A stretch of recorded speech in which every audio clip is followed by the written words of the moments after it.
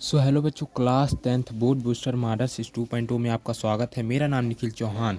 आज हम करने वाले हैं एक ऐसा मॉडल पेपर जो कि आपको 95% दिला सकता है। ये 2023 में पूछा गया है मॉडल पेपर, समझे बच्चों? 2023 में और 2024 में तुम्हारा पेपर है। अब बताओ, इतना इम्पोर्टेंट मॉडल पेपर कहाँ मिलेगा? मोस्ट इम्पॉर्टेंट है। और ये भी बता देता हूँ ना, पूरा सॉल्यूशन भी दूंगा। ये नहीं कि ये एमसीक्यू करा दिए छोड़ दिए, पूरा हर एक क्वेश्चन का सॉल्यूशन दे करके तुम्हें बताऊंगा। अब ये डिसाइड करना है कि तुम बोर्ड में अगर सचमुच में अपना नाम और अपने साथ साथ अपने माँ बाप का नाम रोशन करना चाहते हो, तभी तुम इस मॉडल पेपर को देखोगे। ये जान लो, अगर पढ़ने का लक्ष्य होगा, दिल में जुनून होगा पढ़ने के लिए, तभी तुम इस मॉडल पेपर को देखोगे। ये समझ लो, वरना नहीं देखोगे। पूरा हर एक क्वेश्चन से लेकर के हर एक डाउट तक क्लियर कर दूंगा। सिर्फ तुम मेरे साथ जुड़े रहो और हर एक क्वेश्चन को देखो। अगर जो ना समझ में आए उसे दोबारा रिपीट करके देखो, और अच्छा लगेगा तभी लाइक करना, वरना मत करना। समझे? इतना गारंटी देता हूँ। हम सीधे अपने मॉडल पेपर को करना शुरू कर देते हैं। ये समझ लो, अब तुम्हें डिसाइड करो कि नंबर पाना है कि नहीं पाना है। तो ये देखो, high school class 10th UP board का पेपर है, जो कि मैं बता देता हूँ पहले ही। और जो कि बेटा 2023 में पूछा गया, देख सकते हो। और कौन से सेट में पूछा है ये भी जान लो। ये सेट जो हमारा ईएल सेट था, ईएल, उसी सेट में पूछा गया है। ईएल सेट में पूछा गया है। ऐसा कोड जो था 824 था, क्या 824। इसी पेपर को हम पूरा सॉल्व करेंगे इस वीडियो में, पूरा का पूरा सॉल्व करेंगे। जैसे कि जब हम अपने पेपर को शुरू करते हैं, हर एक गाइडेंस भी बताऊंगा कि कैसे कैसे करना है। तो हमें कितने समय मिलते हैं? पूरे 3 घंटे 15 मिनट। कितने? 3 घंटे 15 मिनट। इसी 3 घंटे 15 मिनट में अपने लिए और अपने माँ बाप के लिए अच्छे से अच्छा स्कोर करना पड़ेगा, समझे?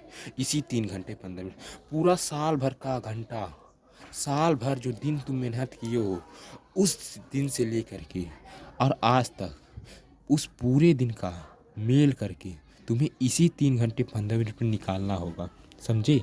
अगर फोड़ दिए पेपर को तब तो समझ लो टॉप कर ही दिए, और नहीं फोड़े तब तो फंस गए। तो हम बताते हैं क्या करना है।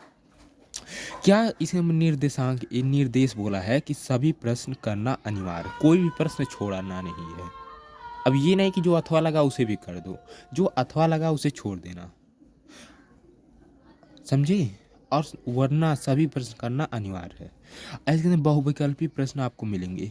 यहाँ पे 4-5 गाइडेंस लिखा रहता है, जैसे कि आपको प्रश्न पत्र में गोजी गाजा नहीं करना, विषय मारन, वो इस पेज में नहीं लिखा हुआ है, समझे? वो कट चुका है। तो हम सीधा अपने क्वेश्चन पे कूदते हैं। किस पे? क्वेश्चन पे। तो इसका पहला क्वेश्चन क्या पूछा? पहले क्वेश्चन को देखो। क्वेश्चन क्या बोल रहा है? बोल रहा है कि प्रकाश के परावर्तन के नियम सदैव सत्य होते हैं। आखिर किन बातों पे प्रकाश के परिवर्तन के नियम सदैव बातों पे सत्य होते हैं? ऐसा क्वेश्चन जो पूछा है 2023 में। क्या केवल अवतल दर्पण के लिए, या केवल उत्तल दर्पण के लिए, या केवल समतल दर्पण के लिए, या इनमें से सभी? हम जानते हैं प्रकाश का परिवर्तन उत्तल दर्पण पे भी होता है, अवतल पे भी होता है, उत्तल पे भी होता है, और समतल यानी तीनों पे भी होता है। तीनों पे इसका परिवर्तन होता है। इसका करेक्ट आंसर तब क्या हो जाएगा? इसका करेक्ट आंसर इनमें से सभी। क्या? इनमें से सभी इसका करेक्ट आंसर हो जाएगा। क्यों इनमें से सभी होगा? कि हम देख रहे हैं कि इस पे भी होता है, और इस पे भी होता है, और इस पे, तीनों पे होता है, इसीलिए हमने मार दिया पहले का C. D is the correct answer. अब दूसरा क्वेश्चन क्या पूछ रहा है? दूसरा क्वेश्चन पूछ रहा है, ये कह रहा है, दूसरा क्वेश्चन को देखो। कह रहा है किसी वस्तु का आवर्धित काल्पना काल्पनिक आवर्धित काल्पनिक प्रतिबिंब बनता है, तो वह कौन सा लेंस है? सुनो, क्वेश्चन को सुनो। क्या वह आवर्धित काल्पनिक बनता है? वह हमेशा नहीं काल्पनिक बनता है, कभी केवल एक बार काल्पनिक बनता है। क्वेश्चन को सुनो, आवर्धित काल्पनिक बनता है। तो ऐसा देखिए, अवतल जो हमारा अवतल दर्पण होता है, ये ही एक ऐसा लेंस है जो एक बार मात्र जब हम फोकस फोकस और फोकस और ध्रुव, क्या बच्चों, फोकस और ध्रुव के बीच में जब रखते हैं तब हमें प्रतिबिंब कैसा मिलता है, जो हमारा प्रतिबिंब मिलता है आभासीय सीधा मिलता है और काल्पनिक मिलता है। तो वही पूछा है इसके अंदर। तीसरा क्वेश्चन क्या है, तीसरा क्वेश्चन ये है कि पूछा है कि अत्यधिक उच्च प्रतिरोध, देखो क्वेश्चन को अच्छे से पढ़ो, अत्यधिक उच्च प्रतिरोध वाला पदार्थ कहलाता है क्या। तो जब जो सबसे अधिक प्रतिरोध का बना हो उसे हम क्या कहते हैं, तो उसे हम अर्धचालक कहते हैं। बताओ, जिसमें से देखो प्रतिरोध का मतलब ही होता है कि रोकने वाला कोई ऐसा, जो कि चालक, जो चाल, जो इलेक्ट्रॉन की दिशा बहती है, मानो ये तार है, इस तार में हमने प्रतिरोध लगा। प्रतिरोध का तुम जानते हो काम क्या होता है, रुकावट डालना, क्या कि करंट को सही तरीके से धीरे कम कर देना, उसकी स्पीड को कम कर देना। तो जो अर्धचालक रहेगा वही ना धीरे करेगा, आ? जो अर्धचालक रहेगा वही ना धीरे करेगा। कॉमन सेंस वाली क्वेश्चन है देखो। तो तीसरे का correct answer 20 the correct answer हो जाएगा। इतना आसान आसान क्वेश्चन पूछा है। अब चौथा क्वेश्चन देखो, पूछा है कि विद्युत शक्ति का की इकाई क्या है। अब हम जानते हैं विद्युत शक्ति का फार्मूला बेटा अगर नहीं याद हो तो मैं लिख देता हूँ, P बराबर बी आई, P बराबर बी आई, रुको तो मैंने क्या बोला, P बराबर बी आई। देखो या P बराबर बी आई भी होता है, या एक चीज़ हम और लिख सकते हैं, या P बराबर ऐसे भी लिख सकते हैं, P बराबर W/T, ये दो फार्मूला होता है। लेकिन जो इसका मात्रक, दोनों का मात्रक जो होता है, दोनों का मात्रक केवल एक ही होता है। फार्मूले को हम कैसे भी लिख सकते हैं, लेकिन इसका जो मात्रक है, क्या इसका जो मात्रक है, क्या इसका दोनों का मात्रक है एक ही, वो क्या है बच्चों, वाट है। क्या वाट इसका मात्रक असली रियल वाला। अब हमारा सुनो, कौन सा पांचवा क्वेश्चन क्या पूछा है ये देखो, क्वेश्चन बहुत इंपॉर्टेंट है। पांचवा is the most important question. ऐसा क्वेश्चन पूछ लेगा ना तो उसमें फंस जाओगे, ऐसा क्वेश्चन है। पूछा है ये कि किसी विद्युत केतली में प्रवाहित धारा 3 गुनी कर दिया जाए तो केतली में उत्पन्न ऊष्मा का मात्रक क्या होगा। कह रहा है, सुनो क्वेश्चन क्या रहा है, कह रहा है कि यदि हम क्या कर दें ये, रुको मैं पहले अपना पेज ले लेता हूँ। कह रहा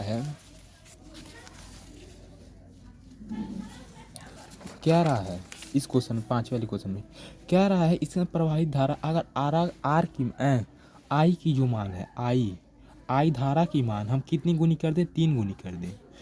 3 से उसमें गुना कर दें, धारा जो भी बह रही है उसके अंदर 3 से गुना कर दें, तो उसके अंदर जो हमारा शक्ति यानी हीट उत्पन्न ऊष्मा की कितनी गुनी हो जाएगी। तो हम जानते हैं अगर आई दिया रहा है और एच हमसे पूछे तो कुछ भी नहीं भर इसका स्क्वायर कर दो, एच का स्क्वायर कर देना है, समझो, एच का स्क्वायर कर देना, यानी 3 है तो 3 का स्क्वायर करोगे, 3 का स्क्वायर करता है 9, 3 का स्क्वायर 9, तो किधर लिख दो 9 गुनी। कॉमन सेंस वाली क्वेश्चन है बच्चों, ऐसे क्वेश्चन पूछता है, बताओ बोर्ड। इतनी आसान क्वेश्चन, सिर्फ कॉमन सेंस लगा लोगे तभी क्वेश्चन बन जाएगा। तो कितना 9 गुना, तो इसका करेक्ट आंसर देखो यहाँ कौन सा 9 गुना दिख रहा है, यही ना 9 गुना है, तो ये इसका करेक्ट आंसर हो जाएगा। देखिए कितना आसान था। सॉरी 9 गुना नहीं बेटा, 3 गुना है, हम तो गलती हो जाता। 9 गुना, देखो 9 गुना यहाँ पे है। क्या जान दो, कैमरे को भी देखना रहता ना बार बार, इसीलिए हमको कन्फ्यूजन हो जाता है। देखो कैमरे में देख रहे हैं एक बार कि वीडियो सही चल रहा है कि नहीं, फिर नीचे देखते हैं, इसीलिए कन्फ्यूजन थोड़ा बहुत हो जाता है, लेकिन आंसर सही बताऊंगा। क्या 9 गुना। तो 500 क्वेश्चन ये पूछा है। अब छठवें क्वेश्चन की बात करें तो छठवां क्वेश्चन क्या पूछा है ये, रुकिए बच्चों मैं थोड़ा सा उतर लूँ। हाँ, छठवां क्वेश्चन पूछा है कि यदि एक व्यक्ति दूर स्थित वस्तु को स्पष्ट रूप से देखने में समर्थ है। क्वेश्चन को देखो, देख रहे हो क्या कर रहा है, एक व्यक्ति दूर रखी वस्तु को अच्छे से देख लेता है तो उसके नेत्र में दोष कौन सा है। अब देखो क्वेश्चन कैसे बना दिया। देखो कह रहा है कि एक चोमू है, अरे बेटा चोमू का मतलब वही व्यक्ति, और किसी दूर रखी वस्तु को, यहाँ पे कोई इतनी दूर पे एक वस्तु रखा है,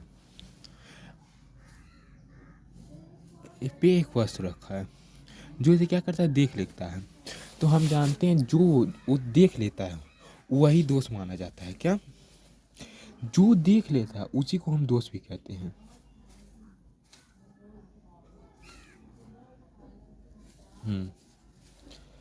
सुनो, क्वेश्चन क्या बोल रहा है कि मान के चलो कोई व्यक्ति है जो दूर रहती वस्तु को देख लेता है, और तो उसे कौन सा दोष है? तो उसे हुआ रहेगा, माने दूर का नहीं दिखाई दे रहा है, दूर का तो देख ले रहा है लेकिन निकट का तो नहीं दिखाई दे रहा है।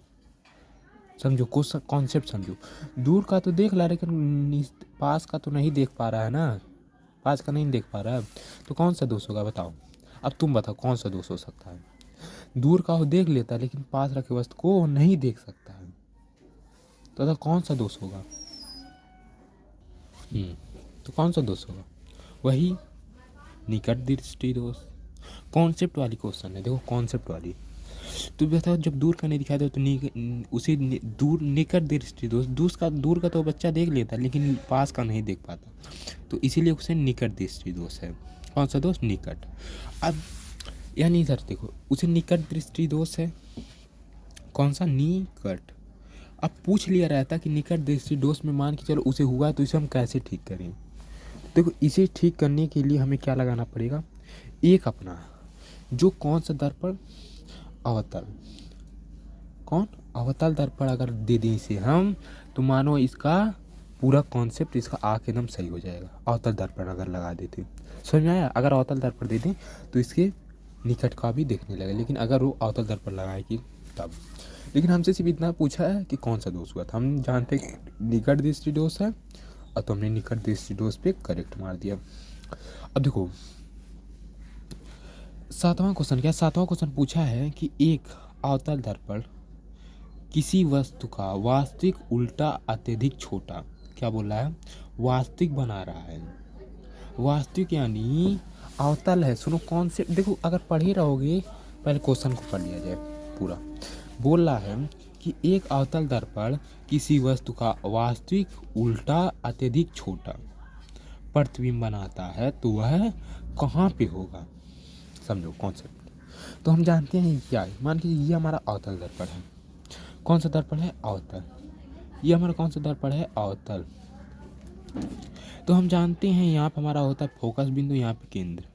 तो जब हम अनंत से किसी वस्तु को भेजते हैं, तो हमारा प्रतिबिंब इसी तरफ बनता है। यहाँ पे इसी तरफ, समझे बच्चों? ये इसी तरफ बनता है और अत्यधिक छोटा बनता है। बोला भी है क्या? अत्यधिक छोटा। अत्यधिक छोटा बन रहा है कि नहीं? देखो प्रतिबिंब यहाँ पे बन रहा है, अत्यधिक छोटा बन रहा है, एकदम बिंदु के समान बनता है। समझे? वास्तविक तो बन ही रहा है, इधर ही बन रहा है, इसीलिए वास्तविक होगा। और उल्टा भी बन रहा है, उल्टा बन रहा है, और अत्यधिक छोटा बन रहा है। क्योंकि हम जानते हैं अवतल दर्पण में जो प्रतिबिंब बनता है वह हमेशा उल्टा ही रहता है। इसे कॉन्सेप्ट है, ये फिक्स है। समझे? जब हम इसे यहाँ पे रखें, फोकस और ध्रुव के बीच रहेंगे, तब हमें क्या मिल जाएगा? प्रतिबिंब हमारा आभासी मिलेगा। लेकिन हमें अनंत से भेजना है, अनंत से अगर हम भेजें तभी हमें छोटा भी मिलेगा, वास्तविक भी मिलेगा, उल्टा भी मिलेगा। तो सातवें का D is the correct answer. Concept is the clear, question is the clear. अब उसके क्वेश्चन 8वां पूछा है क्या? 8वां पूछा है, ये पूछा है कि कार्बन को वायु में जलाने पर कार्बन डाइऑक्साइड गैस का बनना उदाहरण है। क्या बोला? सुनो, कह रहा है कि यदि हम कार्बन, किसको? कार्बन। किसे बोला है? कार्बन। ये हमारा कार्बन है, और किसकी उपस्थिति में? ऑक्सीजन। ऑक्सीजन यानी O2, वायु यानी ऑक्सीजन की उपस्थिति में जलाते हैं तो हमें क्या मिल जाता है? CO2, कार्बन डाइऑक्साइड गैस मिलता है। ये तो जानते हैं। और ये भी जानते हैं जब कोई दो वस्तु योगात्मक हो, क्या जुड़े, तब हम उसे कौन सी अभिक्रिया कहते हैं? संयोजन अभिक्रिया कहते हैं। कौन सी? संयोजन अभिक्रिया। वियोजन में टूटता है, क्या टूटता? संयोजन में देखो ये और ये जुड़ रहे हैं कि नहीं, तो इसे हम कौन सा अभिक्रिया कहेंगे? संयोजन अभिक्रिया। तो हमारा कौन सा 8वें का इज द करेक्ट आंसर हो जाएगा बच्चों। 9वां क्वेश्चन क्या है? 9वां क्वेश्चन ये है कि जिंक चूरा यानी Zn, कॉन्सेप्ट को सीधा ही क्लियर कर दो। जेड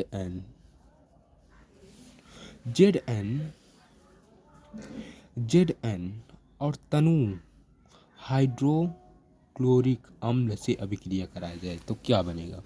देखो जिंक और प्लस सल्फ्यूर सल्फ्यूरिक अम्ल का मतलब ही होता है HCl से जब हम अभिक्रिया कराते हैं तो हमारा जिंक है वो क्लोरीन को पकड़ लेता है। किसको? जिंक क्लोरीन को पकड़ लेगा और जिंक क्लोराइड बना देगा और हमारा हाइड्रोजन गैस यहाँ से निकल जाएगा। क्या?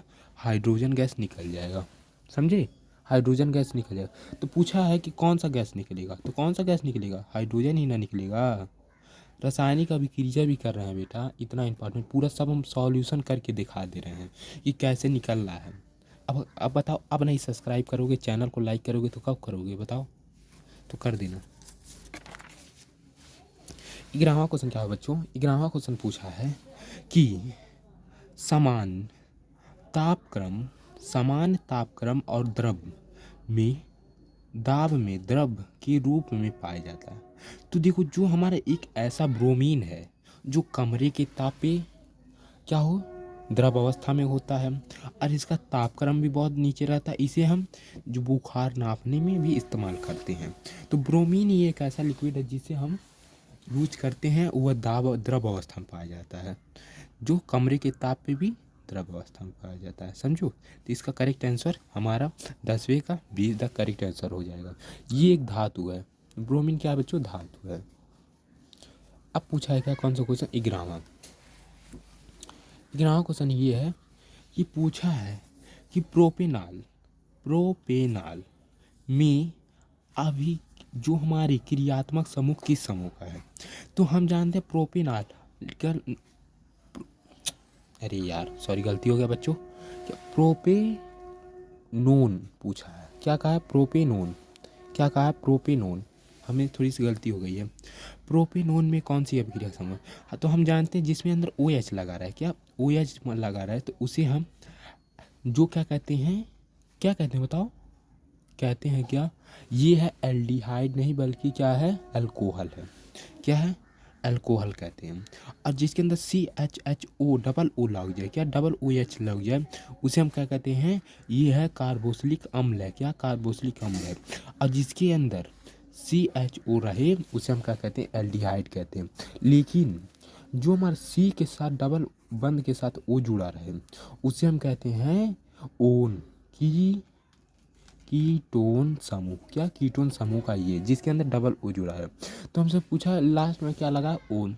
अगर आप IUPAC नामकरण पढ़े होंगे तभी इसका आंसर दे पाएंगे, वरना नहीं दे पाएंगे, ये समझ लीजिए।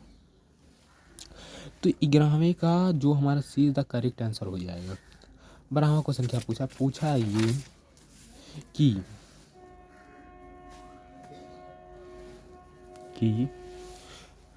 कॉलम ए में दिए गए यौगिकों को सुमेल कॉलम बी के साथ मिलाइए। मिलान करने के लिए आ गया है। देखिए मिलान करने के लिए बच्चों ये हमें मिलान करना है कि कौन सा किसके साथ है। बताओ कौन सा किसके साथ है। तो ऐसे मिला करके दिखाते हैं। तो जो हमारा पूछा है क्या, तो देखो हेलो एल्केन में हम जानते हैं क्या क्या लगा रहता है। हेलो एल्केन देखो ये सबसे आसान क्वेश्चन रहता है। अगर आपको ये एक भी चारों में से पता है तभी आप आंसर करेक्ट कर लोगे। क्या हेलो एल्केन में जानते हैं आयोडीन लगा रहता है, ब्रोमीन लगा रहता है और क्लोरीन, ये 3 चीज़ लगे रहते हैं। तो इनमें से बताओ किस में लगा है ब्रोमीन। इन तीनों में से कोई सी इसमें लगा जिसके अंदर ये लगा रहा है। देखो ब्रोमीन यहाँ पे है, यहाँ पे, तो ये हमारा किस समूह का हो जाएगा? चौथा हमारा 3 का हो जाएगा। क्या? चौथा हमारा 3 का करेक्ट आंसर हो जाएगा। चौथे तीसरे का। समझो बच्चों? अब इसके अंदर एक चीज़ मैं और दिखाता हूँ, आपको समझ लो ना। इन चारों में से केवल आपको कितने आ रहे हैं? एक आ रहा है। तो एक आ रहा है तो इसमें अंदर आप देखेंगे कि मेरा चौथे का तीसरा कौन पे है। तो चौथे का पहला देखिए, चौथे का पहला ये बोल रहा है, चौथे का पहला ये बोल रहा है, लेकिन चौथे का तीसरा इसमें बोल रहा है, चौथे का तीसरा इसमें बोल रहा है कि नहीं बोल रहा है? तो हमको जो अंजादू भी अगर टिक मारना रहे तो इसी दोनों में से मारिएगा, लेकिन हमको अंजादू नहीं मारना, हमको आ रहा है। क्या हमको आ रहा है। उसके बाद पूछा है कार्बोक्सिलिक अम्ल। क्या कार्बोक्सिलिक अम्ल। अभी कार्बोक्सिलिक अम्ल में ये बताया हमने कि जिसके अंदर डबल ओ एच जुड़ा रहे। डबल ओ एच किसके अंदर जुड़ा देख सकते हो, क्या किसके अंदर लगा है कि डबल ओ, एक ओ यहाँ पे है, एक ओ यहाँ पे है और एच यहाँ पे, पूरे की डबल ओ और एच है। तो कौन सा करेक्ट है, तीसरे का ए इज द करेक्ट आंसर। तो तीसरे का इसके अंदर दो बोल रहा है, देखो तीसरे का दो बोल रहा है लेकिन तीसरे का ए बोल रहा है। तो हमारा तीसरे का ये मैंने बताया, तीसरे का ये, तो यही वाला हमारा करेक्ट आंसर हो जाएगा। देखो दो हमने पकड़ लिया तो यानी ये भी दोनों सही होगा। ये दोनों कैसे सही होगा, पूछा है कि एथेनोइक। एथेनोइक का बोल रहा है पहले का दूसरा, तो पहले का दूसरा हो जाएगा और दूसरे का जो बच रहा है चौथा, ये चौथा हो जाएगा। अगर इसमें से अगर आप दो भी पकड़ लेते हो, चार में से अगर दो का भी आंसर आपको सही से याद है तो भी आप ये समझ लो इस क्वेश्चन को सॉल्व कर दोगे। समझे बच्चों, इतना आसान रहता है। तो हमने 12वां क्वेश्चन कर लिया। अब हम बढ़ते हैं सीधे 13वां क्वेश्चन पे। 13वां क्वेश्चन क्या पूछ रहा है बच्चों, कह रहा है कि कह रहा है कह रहा है कि कार्बन परमाणु की संयोजकता कितनी होती है। तो कार्बन परमाणु की जो संयोजकता होती है वो होती है, हमने पढ़ा है, क्या पढ़ा है, हमने पढ़ा है ये कि कार्बन परमाणुओं की संयोजकता होती है कितनी, 4। कितनी बच्चों, 4 होती है। तो इसका तीसरावे का चौथा इज द करेक्ट आंसर हो जाएगा। उसके बाद हमारा 14वां क्वेश्चन पूछा है ये कि वह जॉब प्रक्रम किससे द्वारा हानिकारक पदार्थ का निष्कर्षण शरीरों से होता है। कि जो हमारा हानिकारक पदार्थ होता है किसके द्वारा निकलता है, तो जो उत्सर्जन क्रिया होती है, उत्सर्जन क्रिया जो किडनी करती है, कौन, किडनी। किडनी को हम ब्रिक कहते हैं। ये जो किडनी करती है ये उत्सर्जन का कार्य करती है, जो कि वेस्ट मटेरियल को हमारे शरीर से बाहर निकालता है। तो कौन, किडनी। इक्वल टू किस क्रिया द्वारा, तो उत्सर्जन क्रिया द्वारा। तो 14वें का बी द करेक्ट आंसर हो जाएगा। अब बढ़ते हैं 15वां बच्चों क्या पूछा है। 15वां क्वेश्चन पूछा है कि प्रकाश संश्लेषण के दौरान निम्न में से कौन सी अभिक्रिया नहीं होती। तो देखो प्रकाश संश्लेषण के द्वारा क्या क्या बनता है, इसके अंदर दिया है क्लोरोफिल द्वारा प्रकाश ऊर्जा में अवशोषण होता है। तो क्लोरोफिल की आवश्यकता तो होती है, समझे, और वह क्या करता है, अवशोषण करता है किसको, प्रकाश को। ये तो करेक्ट है। उसके बाद दूसरा कहता है प्रकाश ऊर्जा रासायनिक ऊर्जा में परिवर्तन होता है। प्रकाश ऊर्जा रासायनिक ऊर्जा में परिवर्तन हो, इसे हम अभी, ये हमें गलत लग रहा है तो इसे हम अभी थोड़ा सा छोड़ देते हैं। तीसरा पढ़ेंगे ये कार्बन डाइऑक्साइड कार्बोहाइड्रेट में अपचयन होता है, ये करेक्ट है। और ग्लूकोज पायरुवेट में विखंडन हो जाता है, ये भी करेक्ट है। यानी बी वाला हमारा करेक्ट आंसर जो नहीं है। तो पहला, दूसरा, तीसरा है। इसके अंदर पूछा प्रकाश संश्लेषण के दौरान कौन सी क्रिया नहीं होती। तो हमारा जो प्रकाशीय ऊर्जा वो रासायनिक ऊर्जा में परिवर्तन करना, रासायनिक ऊर्जा में परिवर्तन करना कभी नहीं होता है, समझे। तो हमारा 15वें के भी करेक्ट आंसर हो जाएगा। 16वां क्या पूछा बच्चों, 16वां पूछा है कि प्राकृतिक वारण का चयन द्वारा कौन विकास सिद्धांत किसने प्रतिपादित किया था। तो ऐसे क्वेश्चन जो आपसे क्वेश्चन ये पूछा है, ये क्वेश्चन कभी नहीं पूछेगा जो किसने दिया था। ऐसे क्वेश्चन को आप कभी भी मत करें। लेकिन इसका जो करेक्ट आंसर क्या हो जाएगा, जो हमारा जो विकास का सिद्धांत दिए थे किसने दिए थे, तो चार्ल्स डार्विन ने। किसने, चार्ल्स डार्विन ने दिया था। उसके 15वां क्वेश्चन है, 17वां क्वेश्चन ये है कि मेंडल ने अपने प्रयोग किस पौधे पे की थी। मेंडल ने अपना प्रयोग किस पे किया था, मटर ही वो एक ऐसा पौधा था जिसे पे किसने प्रयोग किया था, मेंडल चाचा ने किया था, एक तरह से ये भी कह सकते हो। और 18वां क्वेश्चन क्या है, 18वां क्वेश्चन ये है कि निम्न में से कौन सा पौधा पुष्पिक अलैंगिक जनक, एक लिंगी जनक है। एक लिंगी का पूछे तो आपको कौन सा मारना है? पपीता। एक लिंगी पूछे तो पपीता मारना, और द्विलिंगी पूछे तो गुड़हल भी होती है, सरसों भी होती है, मटर, ये तीनों द्विलिंगी होते हैं। तो हमसे एक लिंगी बोला है, तो हमारा 18वें का ये करेक्ट हो जाएगा। 19वां क्वेश्चन पूछा है कि मादा जनन तंत्र के किस भाग में कापट्टी स्थापना होती है? तो जो हमारी गर्भाशय होती है उसी के अंदर कापट्टी की स्थापना होती है। इसका ये करेक्ट आंसर हो जाएगा। 20वां क्वेश्चन है कि कीटवन के बारे में निम्न में से कौन सा कथन सत्य नहीं है? ये सत्य असत्य वाला, ये ऐसा क्वेश्चन आपको देखने के लिए हर साल मिलेगा। तो जो हमारा ये वाला है 20वें का डी, यह क्रिया माइटोकॉन्ड्रिया में स्तंभ कभी भी नहीं होती है। समझे बच्चों? 20वें का डी करेक्ट आंसर हो जाएगा। उसके बाद हमारे ये क्वेश्चन आता है, एक क्वेश्चन पूछा है कि अवतल दर्पण के किन्हीं दो उपयोग लिखे। तो अवतल दर्पण का जानते हो उपयोग कहाँ करते हैं? अवतल दर्पण का उपयोग कहाँ करते हैं बताओ? अवतल दर्पण का उपयोग कहाँ करते हैं? कौन बताएगा? पहला तो इसका उपयोग करते हैं बच्चों कहाँ? दाढ़ी बनाने में, और दूसरा कहाँ? सोलर कुकर में। समझे? दो उपयोग हो गया, ये लिख दो। उसके बाद क्या करा? अवतल दर्पण को प्रतिबिंब बना के कि किरण आरेख समझाइए। अब किरण आरेख समझाना है कि ये हमारा, अब सुनो इसे हम समझा देते हैं। कह रहा है क्या कि अनंत और वक्रता केंद्र के बीच हो। ये हमारा अवतल दर्पण कहाँ बोला? अनंत और वक्रता केंद्र। ये हमारा मुख्य अक्ष, ये है अनंत और वक्रता केंद्र। वक्रता केंद्र यानी ये हमारा वक्रता केंद्र, ये फोकस दूरी अनंत। तो जब यहाँ पे अनंत और यहाँ के बीच में रखेंगे, ये अनंत है, ये बीच में रखेंगे तो ये कहाँ बनेगा? ये हमारा फोकस पे बनेगा। कहाँ बच्चों बनेगा? फोकस पे बनेगा। अत्यधिक छोटा बनेगा, ये सब आपको आता ही होगा। अत्यधिक छोटा का बनेगा और वास्तविक बनेगा और उल्टा बनेगा। ये तो क्लियर, इतना भरा मैंने जितना बोलना उसे लिख दोगे, आंसर मिल जाएगा। उसके बाद क्या है क्वेश्चन दूसरा, क्या है पूछा है कि किसको समझाए? परिवर्तन के नियम को समझाइए। परिवर्तन के नियम को समझाना है। उसके बाद क्या करना है? 3 मीटर की वस्तु अगर 30 सेंटीमीटर की दूरी पे रखे हो तो लेंस की दूरी कितनी होगी? इस क्वेश्चन को आपको होमवर्क दे रहा हूँ, इस क्वेश्चन को आपको कर लेना। उसके परिवर्तन का क्वेश्चन है। उसके बाद तीसरा क्वेश्चन क्या है? तीसरा क्वेश्चन है ओम का नियम का सत्यापन करना है। तो ओम का नियम का सत्यापन कर दीजिएगा। उसके बाद चौथा है बच्चों, चौथा है क्या कि विद्युत, ये मुझसे हर साल पूछा जाता है कि विद्युत क्षेत्र रेखाओं में किन्हीं दो गुण बताएं, कि क्षेत्र के किन्हीं दो रेखाओं के गुण बताइएगा। उसके बाद क्या करना है कि किसी सीधे धारावाही तार के उत्पन्न चुंबकीय क्षेत्र को बताना है।